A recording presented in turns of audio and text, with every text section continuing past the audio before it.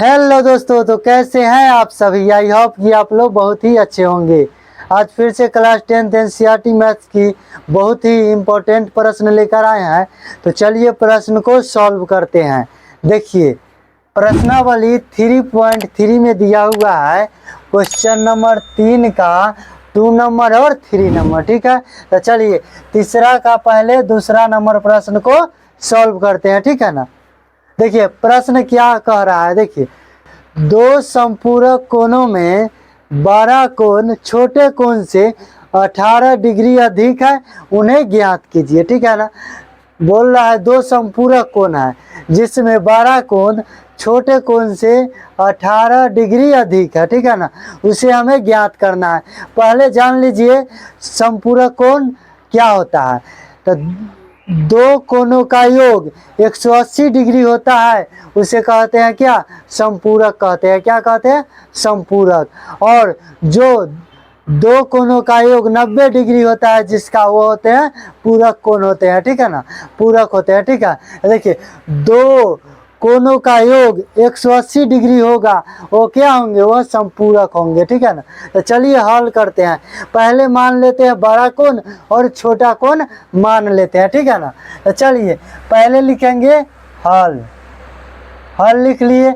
अब बड़ा कोण और छोटा कोण को मान लेंगे। ठीक है, तो चलिए लिखेंगे माना कि बड़ा कोण को क्या मान लेंगे, तो x मान लेंगे। ठीक है, तथा छोटा कोण। ठीक है, छोटा कोण को क्या मान लेंगे, तो y मान लेंगे। ठीक है, बड़ा कोण को x माने और छोटा कोण को y मान लिए। ठीक है, तो अब लिखेंगे इसलिए प्रश्न से।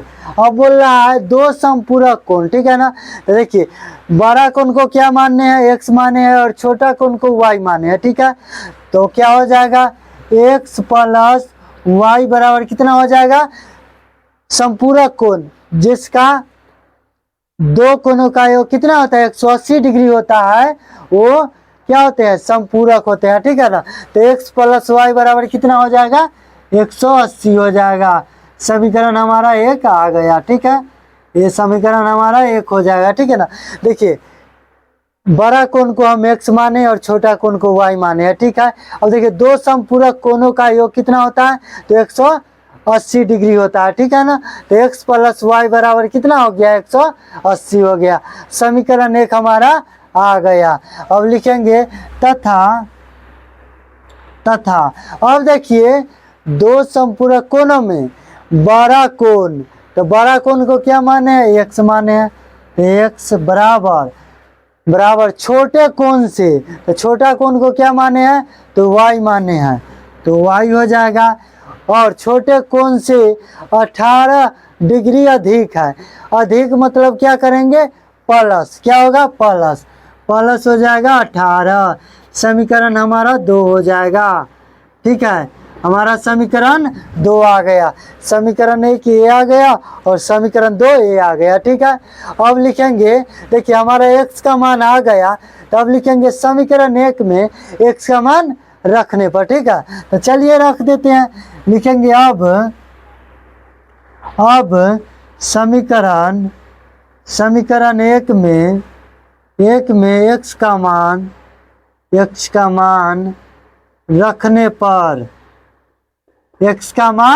रखने पर, अब समीकरण 1 में हम x का मान रख देते हैं। ठीक है, तो चलिए रखते हैं।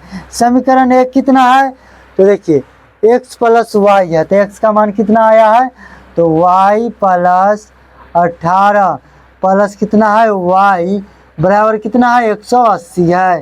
ठीक है, 180 है। तब देखिए एक y और एक y कितना हो जाएगा, 2y हो जाएगा, बराबर 180 माइनस इधर प्लस का 18 है, इधर जाएगा तो माइनस का 18 हो जाएगा। तब 2y बराबर क्या हो जाएगा, तब देखिए 10 में से 8 गया तो 2 बचा। ठीक है, और 7 में से 1 गया तो 6 और 1 का 1, ठीक है। अब देखिए तो y बराबर क्या हो जाएगा 162/2, ठीक है। तब कट जाएगा 8 दूना 16 और 8 दूना 16 हो जाएगा और 2 एकम 2, इसलिए लिखेंगे, इसलिए y बराबर कितना आ गया 81 आ गया। क्या आ गया 81 आ गया। अब लिखेंगे पुनः समीकरण 2 में y का मान रखने पर, तो चलिए इधर रख देते हैं। अब लिखेंगे पुनः समीकरण 2 में, पुनः समीकरण 2 में y का मान रखने पर, y का मान रखने पर। अब देखिए समीकरण 2 में हम y का मान पुट कर देते हैं, ठीक है। समीकरण 2 कितना है, तो देखिए x बराबर कितना है, y का मान कितना आया है, तो 81 आया है और प्लस कितना है 18 है, ठीक है। तो x बराबर क्या हो जाएगा 1 और 8 कितना हो जाएगा 9 हो जाएगा और 8 और 1 9 हो जाएगा, ठीक है। तो x का मान कितना आ गया 99 आ गया। तो लिखेंगे अतः हल x बराबर 99 और y बराबर कितना हो गया तो 81। यही हमारा क्या हो गया आंसर हो गया।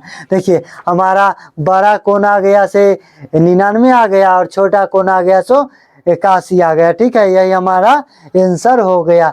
देखिए इसमें सभी प्रश्नों को क्या करना था, प्रतिस्थापन विधि से हल करना था, ठीक है ना। तो हमारा प्रश्न नंबर 1 2 सॉल्व हो गया, ठीक है ना। दूसरा नंबर प्रश्न सॉल्व हो गया। अब करते हैं कि कौन तीसरा नंबर प्रश्न को सॉल्व करते हैं, ठीक है। तो चलिए पहले इसको मिटा देते हैं, ठीक है ना। चलिए इसको मिटा देते हैं।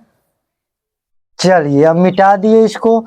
अब करते हैं क्या, अब करते हैं तीसरा नंबर प्रश्न को सॉल्व करते हैं, ठीक है। तीसरा नंबर प्रश्न को, चलिए प्रश्न क्या कह रहा है चलिए जानते हैं। देखिए एक क्रिकेट टीम के एक कोच ने 7 बल्ले तथा 6 गेंदे 3800 रुपये में खरीदी। ये हमारा क्या हो गया फर्स्ट कंडीशन हो गया, ठीक है। और बाद में उसने 3 बल्ले तथा 5 गेंदे 1750 रुपये में खरीदी, ठीक है। ये हमारा हो गया दूसरा कंडीशन, ठीक है। अब देखिए प्रत्येक बल्ला तथा प्रत्येक गेंद का मूल्य ज्ञात करना है। तो चलिए ज्ञात करते हैं। पहले लिखेंगे क्या हल और बल्ले और गेंद की कीमत को क्या करेंगे मान लेंगे, ठीक है ना। तो चलिए लिखते हैं माना कि एक बल्ले की कीमत, एक बल्ले की कीमत, माना कि एक बल्ले की कीमत क्या मान लेंगे तो 100 रुपये मान लेंगे, ठीक है। 100 रुपये मान लिए, ठीक है। लिखेंगे तथा एक गेंद की कीमत या मूल्य, ठीक है ना। कीमत क्या मान लेंगे तो y रुपये, ठीक है। अब मान लिए कि एक बल्ले की कीमत 100 रुपये तथा एक गेंद की कीमत y रुपये, ठीक है। तो लिखेंगे इसलिए प्रश्न से अब देखिए प्रश्न क्या बोल रहा है। तो देखिए एक क्रिकेट टीम के एक कोच ने 7 बल्ले, तब बल्ले को क्या माने हैं हम, एक बल्ले को x माने हैं, ठीक है ना। एक बल्ले की कीमत हम x मान लिए, तो यहाँ 7 बल्ले बोल रहा है तो क्या हो जाएगा 7x हो जाएगा। क्या हो जाएगा 7x प्लस अब क्या बोला तथा 6 गेंद को क्या माने हैं y माने हैं, तो क्या हो जाएगा 6y हो जाएगा बराबर। अब दोनों का मूल्य कितना दिया हुआ है 3800, तो क्या हो जाएगा 3800। समीकरण हमारा 1 आ गया, समीकरण 1 हमारा आ गया। अब लिखेंगे तथा, चलिए लिखते हैं तथा अब देखिए बाद में उसने 3 बल्ले, तो बल्ले को क्या माने हैं x माने हैं, तो क्या हो जाएगा 3x हो जाएगा प्लस 5 गेंदे, तब गेंद को क्या माने हैं तो y माने हैं, तो क्या हो जाएगा 5y बराबर दोनों का मूल्य कितना दिया हुआ है, तो 1750 रुपये। कितना? 1750। हमारा समीकरण 2 भी क्या हुआ? आ गया। ये हमारा समीकरण 1 आ गया और ये समीकरण हमारा 2 आ गया। अब लिखेंगे समीकरण 1 से। क्या? समीकरण 1 से, ठीक है। समीकरण 1 में कितना दिया हुआ है, तो 7x प्लस 6y बराबर कितना? 3800, ठीक है। तो 7x बराबर क्या हो जाएगा? 3800। इधर प्लस में 6y है, उधर जाएगा तो -6y। अब देखिए x को इधर रहने दीजिए और 7 इधर गुना में है, उधर जाएगा तो भाग में हो जाएगा। तो 3800 -6y बाई कितना हो जाएगा? 7, ठीक है। हमारा x का मान क्या हुआ? आ गया। हमारा जब x का मान आ गया तो अब लिखेंगे समीकरण 2 में x का मान रखने पर। तो चलिए रखते हैं। तो इसको पहले मिटा देते हैं, जगह बनाते हैं, ठीक है ना। चलिए इधर ही बनाते हैं। अब लिखेंगे, अब समीकरण 2 में x का मान रखने पर, अब समीकरण 2 में हम x का मान रख देंगे, ठीक है। तो देखिए 3 इंटू हो जाएगा, x का मान कितना आया है, तो 3800 माइनस 6y बाई कितना? 7 है, 7 है प्लस 5y बराबर कितना है? 1750 है, ठीक है। तो चलिए अब इसको तोड़ते हैं, ठीक है ना। तो देखिए कटने वाला नहीं है, गुना कर दीजिए। तो क्या हो जाएगा? 0 हो जाएगा, 0 हो जाएगा। 8 3 24 का 4 हासिल 2 और 3 3 9 और 2 कितना हो जाएगा? 11 हो गया। तो 11,400 आ गया, माइनस है तो माइनस, ठीक है ना। और 36 18, तो कितना हो जाएगा? 18y बाई कितना हो जाएगा? 7 प्लस कितना है? 5y बराबर 1750। अब देखिए 7, यहाँ कुछ भी छुपा नहीं, कुछ भी ना रहे तो एक छुपा हुआ रहता है, तो यहाँ क्या होगा? 1 रहता ही है, ठीक है। तो 7 और 1 का एलसीएम कितना हो जाएगा? तो 7 होगा। कितना हो जाएगा? 7 हो जाएगा। तो 7 से 7 कट जाएगा तो क्या बचेगा? तो 11,400 माइनस कितना? 18y प्लस 7 1 से कितनी बार में कटेगा? 7 बार में। तो 7 से गुना कीजिए 5 में, तो कितना हो जाएगा? 7 5 35। कितना हो जाएगा? 35y बराबर कितना? 1750 हो जाएगा। तो अब देखिए 11,400।